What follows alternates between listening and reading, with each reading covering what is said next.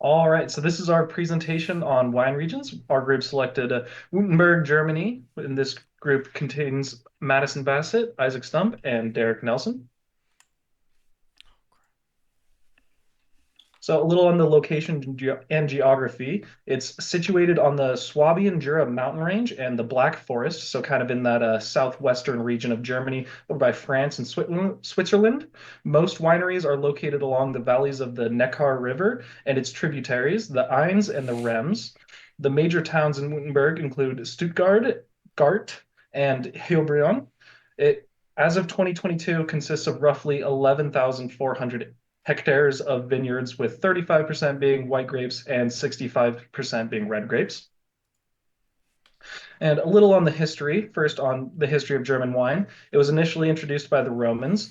The first real writing and regulation of it came by Charlemagne in the 8th century. It was mostly done in monasteries by monks, and 19th century is considered the golden age of German wine. And a little history on Württemberg itself. It's currently a German state that was formerly a countship, a duchy, a kingdom, and a republic before its partition and following World War II, and originally part of the region known as Swabia, a dynasty of counts established in the late 11th century. It was made a duchy in 1495, later a kingdom in 1806, until later joining the German Empire before World War One. And then the flag on the left is when it was from a duchy, and the flag on the right is when it became a kingdom. Now, a little on the red wine varietals. As I said, it's about 65% of the grapes that they grow out there. First being Trollinger. It's known as the national drink of Württemberg, and it's approximately 16.7% of the region in 2022. Next, we have Schwarzriesling or Pinot Meunier. It's another variant of Pinot that just ripens a little earlier, so it's got a different taste and profile. It's used in making some sparkling wines and the specialty of Württemberg, a Schiller wine, and it's approximately 10.5% of the region in 2022. Next, we have Lemberger. It's recently rising in popularity in the region, and it's approximately 15.5% of the region in 2022. Lastly, we have Pinot Noir. It's less popular than in the neighboring regions. However, it's still planted often, and it was approximately 11.5% of the region. All right, so now moving on to some of the white wine varietals. We're going to see the Riesling, which is one of the most important white grapes in the region. Similar cultivation area to that of the Trollinger. Rieslings grown in this region can range from bone dry to sweet, with notes of stone and citrus fruit, wet rocks, so kind of that minerally, and then fresh herbs. And then approximately 18.7% of the region in 2022. And then next, the Kerner, which is a true native to the region of Wurttemberg, originally bred in 1969. It's a crossbreeding between the Trollinger and Riesling varietals. And then lastly, the Muller Thurgay, a cross between Riesling and Madeleine Royal, known for hyperproductive vines and okay wines, so it's less popular. And then here we have some notable wines that come out of Wurttemberg. Just for the sake of time, I'm not going to go over all of them, but we have kind of just how they're described and then some tasting notes of each. So the first one's going to be the Blockstetter Trollinger Stillage Trocken, which is described as smooth, acid, dry, smooth, and acidic with notes of cherry, leather, and oak. And then skipping all the way down to the last one is the Knob Pet Nat Rosé 2018, which is described as light and fizzy with notes of melon, apple, and citrus. And then next slide.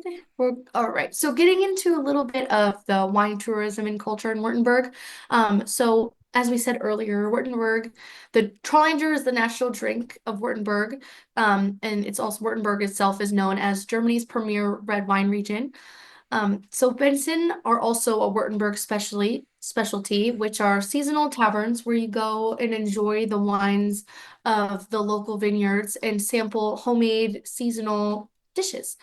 And then also you can discover large parts of the region along the Wurttemberg wine route, which is more than 500 kilometers along the vineyards and charming side valleys. And then lastly, the Wurttemberg Wine Festival is hosted in the village of Heilbronn, which is that first picture on top there. Okay, just going on a little bit about the soil and weather influences. So Germany, typically in the winters, it's really cold, and then in the summers, it gets really warm. So luckily for them, the cold winters benefit them because it helps the vines rest and prevent diseases and pests from going onto the grapes. And then in the summertime, that is the most ideal time for ripening the red grape varieties. Um, and then they do have a unique combination of soil. So they have muschelkalk, Kuper, gneiss, and granite. And as you can see in the picture above here, they do have steep vineyards. This helps with drainage and getting more exposure to the sun for the grapes. As per financial impact, so Germany annually produces 8 to 11 million hectoliters of wine each year, with Württemberg contributing to the majority of the share, mostly for its red wines. It's generated 26.4 billion euros through wine tourism and other tourist activities. It is the highest economic impact among German wine regions. Um, the tourism and wine sectors, they do support around this range. It might have increased, but 207,168 jobs with 32,000 around that directly linked to wine tourism. And wine production has just been integral to their economic vitality, influencing local businesses, gastronomy, and other regional development. And then quickly, just some fun facts. One that I think really stands out here is the capital of Württemberg, Stuttgart. It's renowned for its rich automotive heritage. It is actually the birthplace of cars that we know today, Mercedes-Benz and Porsche. And here's just some other little fun facts here. Just to end it off, we have the references. Thank you.